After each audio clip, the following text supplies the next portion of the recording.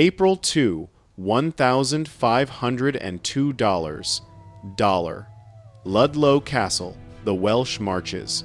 There are no celebratory bells here, only stifled cries of agony. Picture this, a $15-year-old boy, dying. Not from battle or a stab wound, but being consumed from within. His body is a furnace. Sweat pours off him like a waterfall, soaking through his bed sheets in minutes. His skin is so hot, no one dares touch him. Beside him, his $16-year-old wife kneels, whispering desperate Spanish prayers. 6 days ago, he was the hope of a nation. Now he is disintegrating. That is Prince Arthur Tudor, the eldest son, born to be the second legendary King Arthur of England. But when modern scientists tried to uncover this historical medical mystery, they found a truth more chilling than disease itself. The death of one $15-year-old boy planted a profound terror in the heart of his younger brother, a terror that created one of the most notorious tyrants in world history, Henry VIII. Because if Arthur had lived, there would be no Henry VIII, no brutal English Reformation, no 2 beheaded wives, no tearing apart of England. One death, one brief moment of illness, irrevocably changed $500 years of history. What truly happened in those 6 days? And why was Arthur's death so pivotal that it had to birth Henry VIII? To grasp the magnitude of that death, we must first return to where the fear began. Years before Arthur was born, England was a massive graveyard. It had been torn apart by 2 great houses, Lancaster, the Red Rose, and York, the White Rose. This was the Wars of the Roses. Thousands died merely for the unstable throne. The madness ended only in $1,485 at the Battle of Bosworth. A near-unknown Lancastrian claimant, Henry Tudor, defeated and killed the Yorkist King Richard III on the field. Henry Tudor became Henry VII. But Henry VII's throne was built on mud and blood, not solid stone.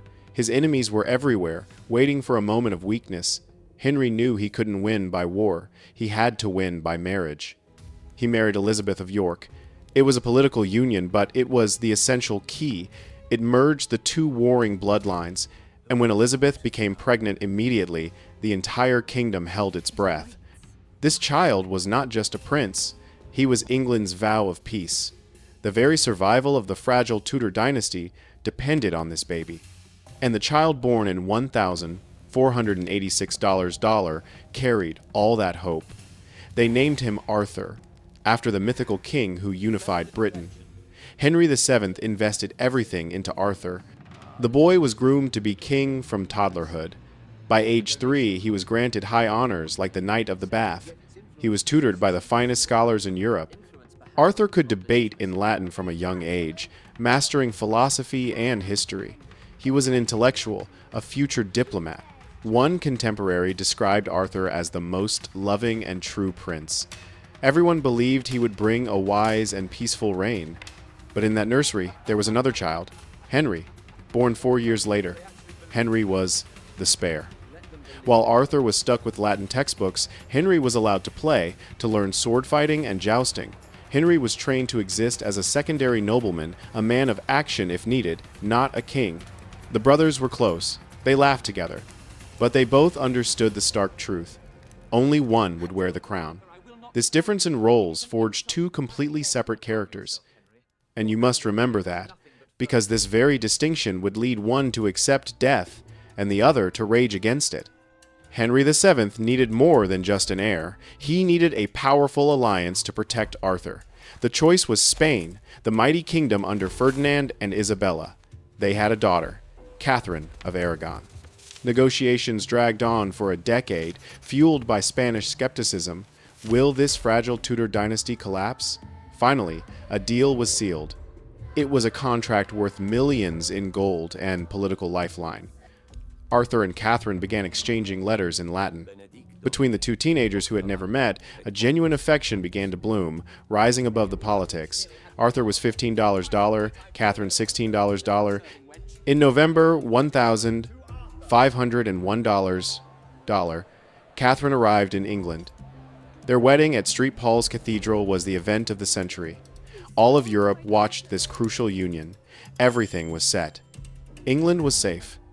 That night, after the bishop blessed the marriage bed, the two teenagers were left alone. And this is the question that tore England apart $20 years later. What did they do that night? Did they consummate the marriage? Arthur was later alleged to have boasted, "I have been in Spain and Portugal this night," a half-joking youthful boast. At the time, nobody cared.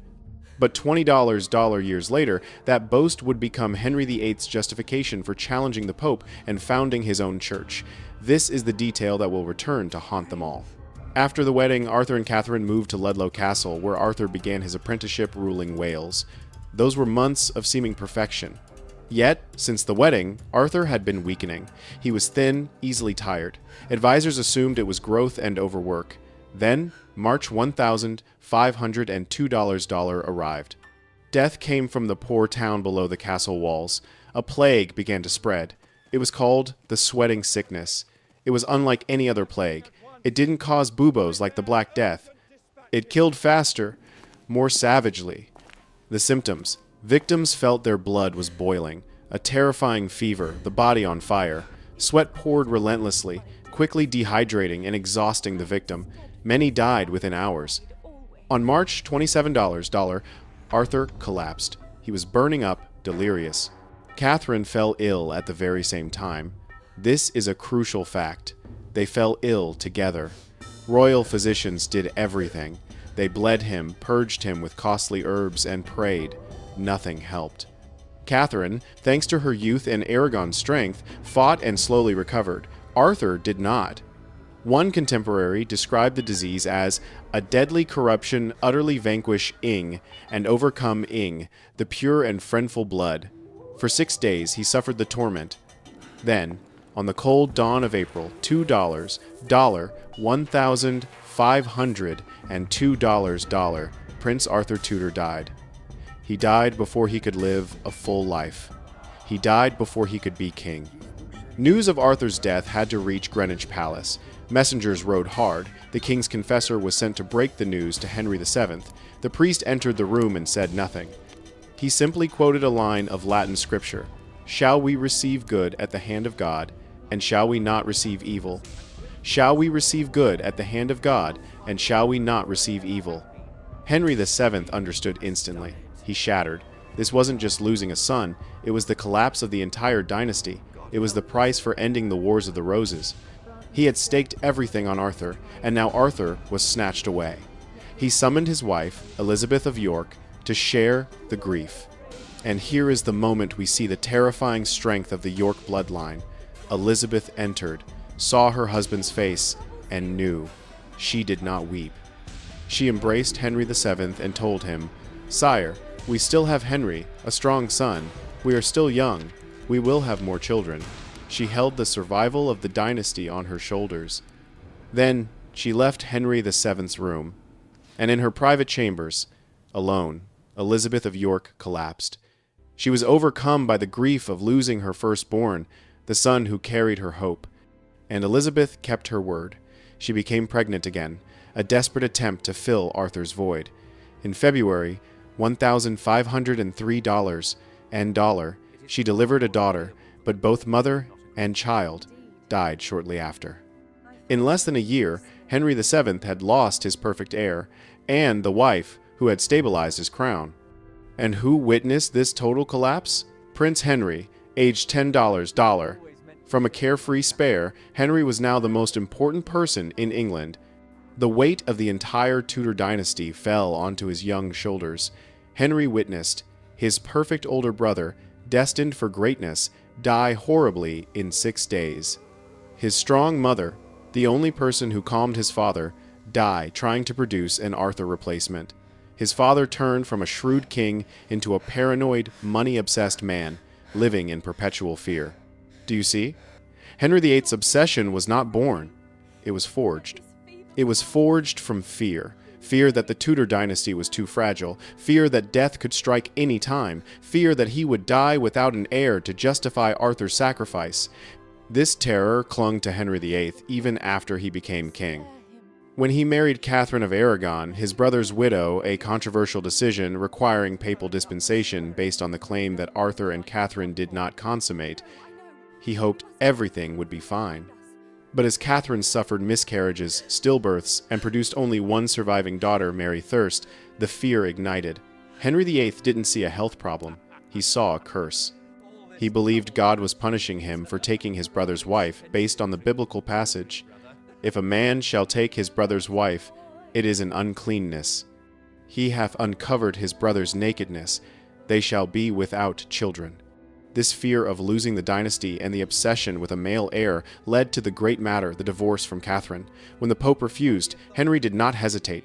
He broke away from the Roman Catholic Church, declaring himself the supreme head of the Church of England. This single act tore England apart, leading to the dissolution of the monasteries, the execution of dissenters like Thomas More, and initiating a century of religious violence that fundamentally changed the nation. All because a brother died. For over $500 years, historians have debated what killed Arthur Tudor. The sweating sickness is the most popular contemporary explanation. It was brutal, had a high mortality rate, and flared up periodically in England. However, it almost entirely vanished after this era, making it impossible for modern scientists to study and pinpoint its exact cause. Other theories, such as tuberculosis, TB, or a highly virulent strain of influenza, have also been proposed. In 2002, exactly $500 years after Arthur's death, scientists brought ground-penetrating radar to Worcester Cathedral, where Arthur is buried. They couldn't excavate, but they wanted to confirm his resting place. They found a small vault containing a solid coffin-shaped object. The burial customs were confirmed, the officers breaking their staffs of office and throwing them into the pit. Arthur was interred in a wooden chest, now long since decayed. But here's the detail that solidifies the mystery. Arthur was supposedly killed by an acute, highly contagious disease, sweating sickness. If it was the sweating sickness, Catherine, who was lying next to him and fell ill at the same time, should also have died. Why did Catherine survive, while her reportedly healthier husband perished? This raises the hypothesis: did Arthur die of a lingering illness like TB, and Catherine simply suffered a common fever during the outbreak, making them ill simultaneously, but from completely different causes? We have no answer. The tomb remains sealed. Disease ravaged his body. Prince Arthur Tudor lies there, physically traceless. His death left a $500 year mark, but its true cause remains locked in the English soil. Just imagine for a second, what if Arthur had lived? He would have become King Arthur I, a monarch described as gentle, diplomatic, and intellectual. Most likely, he would never have divorced Catherine, and the monarchy would have remained Catholic. No Henry VIII, no Reformation, no Elizabeth I.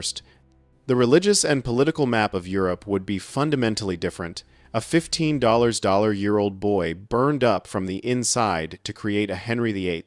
A forgotten hero gave birth to a legendary tyrant. What are your thoughts? Was this tragedy a necessary evil for history to progress, or one of its most senseless and devastating twists? Please share your thoughts on this blood curse in the comments below. And if you want to uncover more lost flows of history like this, please subscribe and share the Flow of History channel so you don't miss the next mystery. Thank you for watching. Next step. Would you like me to develop a detailed outline for a visual presentation, like a YouTube video, based on this script suggesting where to place the most dramatic visuals?